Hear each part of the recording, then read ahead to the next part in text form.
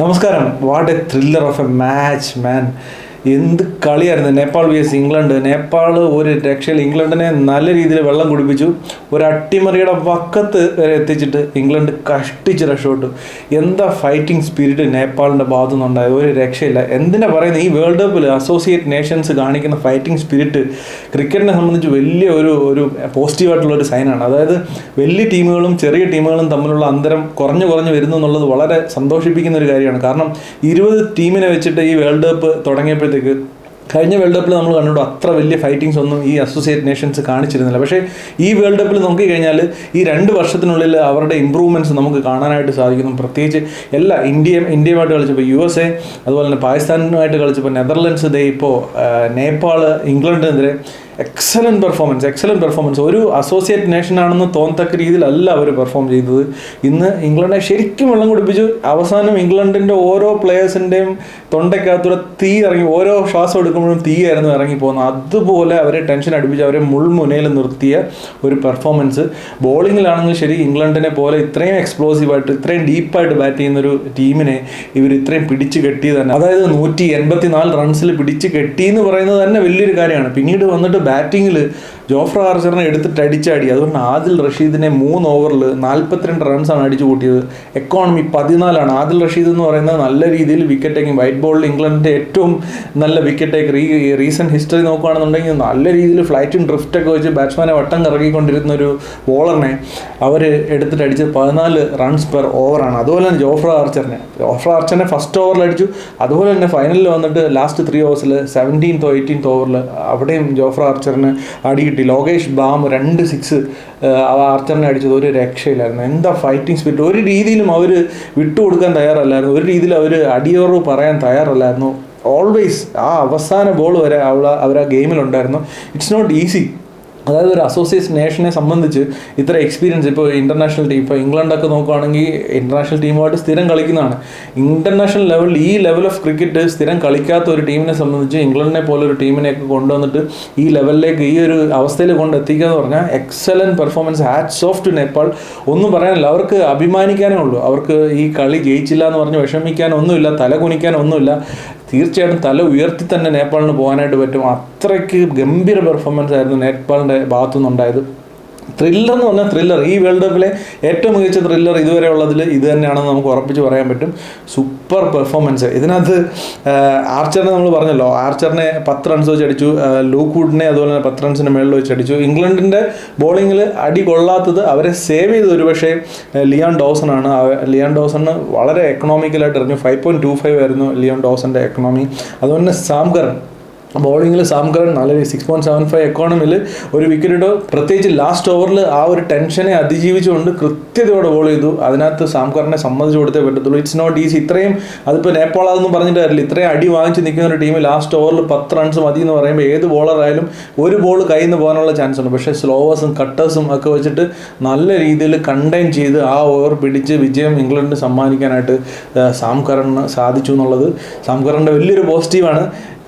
അതുപോലെ തന്നെ ഇംഗ്ലണ്ടിന് വേറെ 2 ഹീറോസുകളുണ്ട്. ഒന്ന് ജേക്കബ് ബെത്തൽ മാത്രമാണ് ശരിക്കും പറഞ്ഞാൽ ഒരു നല്ല രീതിയിൽ ഒരു ഡോമിനേറ്റിംഗ് ആയിട്ട് ആ ഒരു ഫസ്റ്റ് ഫേസിൽ നേപ്പാളിനെ നേരിട്ടത്. ഇപ്പോൾ നമ്മൾ ഫിൽ സോൾട്ട് ഔട്ടായ രീതി നോക്കുകയാണെന്നുണ്ടെങ്കിൽ വളരെ ഒരു സോഫ്റ്റ് ഡിസ്മിസൽ, ഒരു ഈസി ആയിട്ട് എടുത്ത പോലെയാണ്. ഇംഗ്ലണ്ട് കുറച്ച് നേപ്പാളിന് ഈസി ആയിട്ട് തന്നെ എടുത്തെന്ന് പറയേണ്ടി വരും. ജോസ് ബട്ട്ലറിൻ്റെ ഡിസ്മിസൽ പിന്നെയും ഒരു എക്സ്ട്രാ ബൗൺസ്, ഇപ്പോൾ വാങ്കഡയിൽ ഇന്നലെ ഉണ്ടായിരുന്ന പോലെ തന്നെ അത് സെയിം ഇഷ്യൂ, ഒരു എക്സ്ട്രാ ബൗൺസിലാണ് ജോസ് ബട്ട്ലർ ഔട്ടായത്. ഫിൽ സോൾട്ടിൻ്റെ വിക്കറ്റ് തീർച്ചയായിട്ടും ഒരു സോഫ്റ്റ് ഡിസ്മിസൽ ഈസി ആക്കി അവർക്ക് കൊടുത്താണ്. അതുപോലെ പല ബാറ്റ്സ്മാൻമാരുടെയും. സോ അങ്ങനെ വെച്ച് നോക്കുമ്പോഴത്തേക്ക് ജേക്കബ് ബെത്തൽ നല്ല രീതിയിൽ ബാറ്റ് ചെയ്തു. എന്നിട്ടും നേപ്പാൾ പിടിച്ചു. അവസാനം വന്നിട്ട് നമ്മുടെ വിൽ ജാക്സന്റെ ഈ ഒരു പെർഫോമൻസ് ഇല്ലാന്നുണ്ടെങ്കിൽ ആ ലാസ്റ്റ് ഓവറിൽ അടിച്ച അടി, ഒരു പ്രത്യേകിച്ചും ആ ഒരു ആർച്ചറിനെ നോൺ സ്ട്രൈക്കർ എൻഡറിലേക്ക് എത്തിച്ചുകൊണ്ട് ആ സിംഗിൾ ഓടിയല്ലോ, ആർച്ചർ ഔട്ടായി പോയല്ലോ. അപ്പോൾ ആ സിംഗിൾ ഓടിയില്ലാന്നുണ്ടെങ്കിൽ ആർച്ചറിന് ആ 6 അടിക്കാൻ, ആർച്ചറിന് ആ ഒരു ബോൾ അടിക്കാൻ പറ്റിയില്ല എന്നുണ്ടെങ്കിൽ ഈ കളി മാറിയേനെ. കാരണം 6 റൺസ് വളരെ ക്രൂഷ്യലായിരുന്നു. ആ ലാസ്റ്റ് ബോളിലും വിൽ ജാക്സ് അടിച്ച 6 ഇംഗ്ലണ്ടിനെ തീർച്ചയായിട്ടും ഹെൽപ്പ് ചെയ്തു. ശരിക്കും പറഞ്ഞാൽ എനിക്കിന്ന് വേറൊരു റിയലൈസേഷനും കൂടെ ഉണ്ടായി. ഞാൻ ശരിക്കും ഇംഗ്ലണ്ട് ഫാനാണോ, ഇംഗ്ലണ്ട് ടീമിന് ഇഷ്ടമാണോ എന്ന് എനിക്ക് പലപ്പോഴും സംശയം തോന്നിയിട്ടുണ്ട്. ഞാൻ എപ്പോഴും ഒരുപാട് ആഗ്രഹിക്കുന്നുണ്ട് ഇംഗ്ലണ്ട് ജയിക്കണം, ഇംഗ്ലണ്ട് കയറി വരണമെന്ന്. പക്ഷേ ശരിക്കും ഞാനൊരു ഇംഗ്ലണ്ട് ഫാനാണോ എനിക്കൊരു ഡൗട്ട് ഉണ്ടായിരുന്നു. പക്ഷേ ഇന്ന് എനിക്ക് ഉറപ്പായി ഞാനൊരു ഇംഗ്ലണ്ട് ഫാനാണ് ബേസിക്കലി ഉള്ളിൽ നിന്ന്. കാരണം നേപ്പാൾ ജയിക്കാൻ പോയപ്പോഴത്തേക്ക് എനിക്ക് വളരെ ഇതിൽ ടെൻഷനായി എങ്ങനെയെങ്കിലും ഇംഗ്ലണ്ട് ഇത് പിടിക്കണമെന്ന് ഞാൻ തീർച്ചയായിട്ടും ആഗ്രഹിച്ചു. ബട്ട് എന്ന് പറഞ്ഞ് നേപ്പാൾ മോശമാണെന്നല്ല, Nepal we have to give it to Nepal. അത് സമ്മതിച്ച് കൊടുത്തേ പറ്റത്തുള്ളൂ. It's not at all easy. അങ്ങനെ ഒരു ഇവർ ചെയ്ത കാര്യം നമ്മൾ കാണുന്ന അത്ര ഈസിയുള്ള കാര്യമല്ല, അത്ര എക്സ്പീരിയൻസ് ഉള്ള പ്ലേയേഴ്സ് അല്ല. Well done. ഒരു രക്ഷയില്ലായിരുന്നു. കുശാൽ ബർട്ടൽ 29 റൺസ് 17 ബോളിൽ, രോഹിത് പൗഡൽ 39 റൺസ് 34 ബോളിൽ, ദിപേന്ദ്ര സിംഗ് ഐരി 44 റൺസ് 29 ബോളിൽ, ഒരു രക്ഷയില്ലാത്ത പെർഫോമൻസ്. അതുപോലെ തന്നെ ലോകേഷ് ബാം ലാസ്റ്റിൽ വന്നിട്ട് ഒരു പക്ഷേ അടിച്ച് ജയിപ്പിക്കാൻ പറ്റുമായിരുന്നു.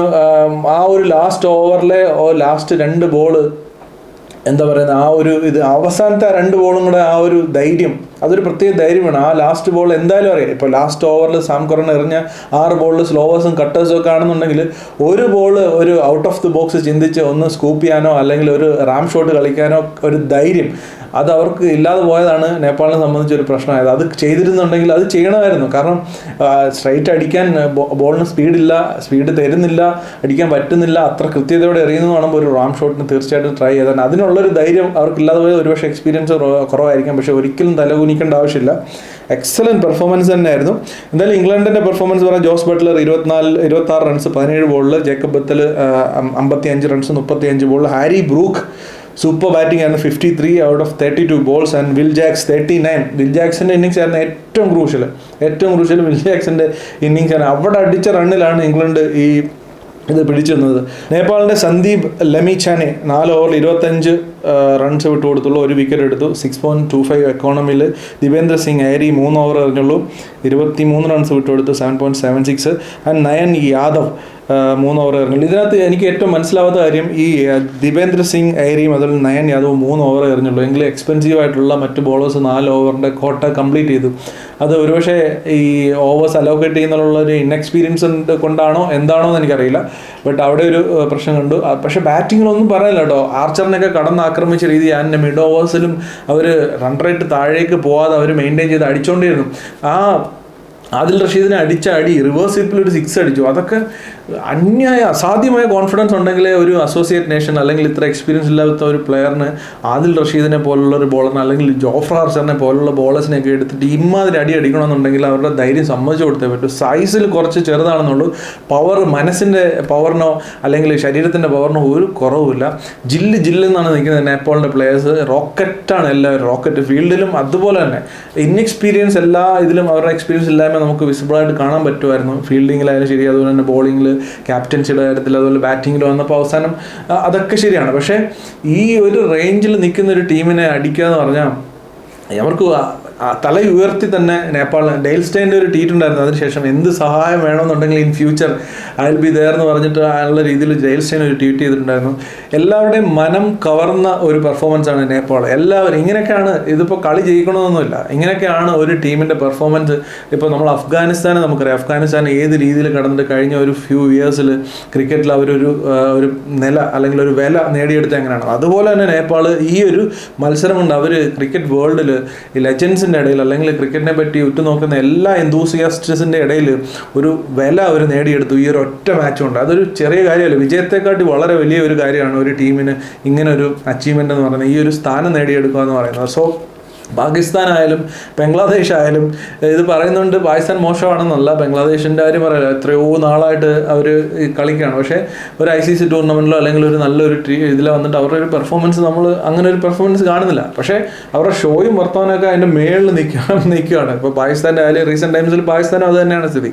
അപ്പോൾ പെർഫോമൻസിലൂടെ എങ്ങനെയാണ് ക്രിക്കറ്റിൽ സംസാരിക്കേണ്ടത്, എങ്ങനെയാണ് സ്വന്തം രാജ്യത്തിൻ്റെ സ്വന്തം ലെവൽ റൈസ് ചെയ്യേണ്ടത് എന്നുള്ളത് രജിസ്റ്റർ എന്നുള്ളത് നേപ്പാൾ കാണിച്ചു തന്നു. Hats off. ഒരു രക്ഷയില്ലാത്ത ത്രില്ലർ മാച്ച്. ഇപ്പോൾ നടക്കുന്ന മാച്ച്, ഇപ്പോൾ ശ്രീലങ്കയും അയർലൻഡുമായിട്ടുള്ള മാച്ചും ഒരു ത്രില്ലർ മാച്ചാകാനുള്ള എല്ലാ സാധ്യതയുണ്ട്. ഏകദേശം ശ്രീലങ്ക അവർ എറിഞ്ഞ് പിടിക്കുന്നുണ്ട് അയർലൻഡ്. സോ അത് നമുക്ക് നോക്കാം. എന്തായാലും അതാണ് ഒരു ത്രില്ലർ. ഏതാണ്ട് എനിക്ക് നല്ല ടെൻഷനായി. ഞാനൊരു ഇംഗ്ലണ്ട് ഫാനാണെന്നുള്ളത് ഞാൻ ഉറപ്പിച്ചു. ഞാനൊരു സൗത്ത് ആഫ്രിക്ക ഫാനാണ്, അതുപോലെ തന്നെ ഒരു ഇംഗ്ലണ്ട് ഫാനുമാണ്, അതുപോലെ തന്നെ ന്യൂസിലൻഡ് ടീമിനെയും ഇഷ്ടമാണ്. അപ്പോൾ മൊത്തത്തിൽ എനിക്ക് ഈ ഒരു വേൾഡ് കപ്പിലേക്ക് വരുമ്പോൾ ഫൈനൽ ടോപ്പ് 4 എന്തായാലും ന്യൂസിലൻഡ്, സൗത്ത് ആഫ്രിക്ക, ഇംഗ്ലണ്ട് ഇവർ 3 പേരിൽ ഏതെങ്കിലുമൊക്കെ ഒരു ടീം ഉണ്ടാവണം എന്ന് തീർച്ചയായിട്ടും എനിക്ക് ആഗ്രഹമുണ്ട്. എന്തായാലും നമുക്ക് നോക്കാം. അപ്പോൾ മറ്റൊരു ക്രിക്കറ്റ് റിലേറ്റഡ് വീഡിയോയിൽ വീണ്ടും കാണുന്നവരെ ബൈ.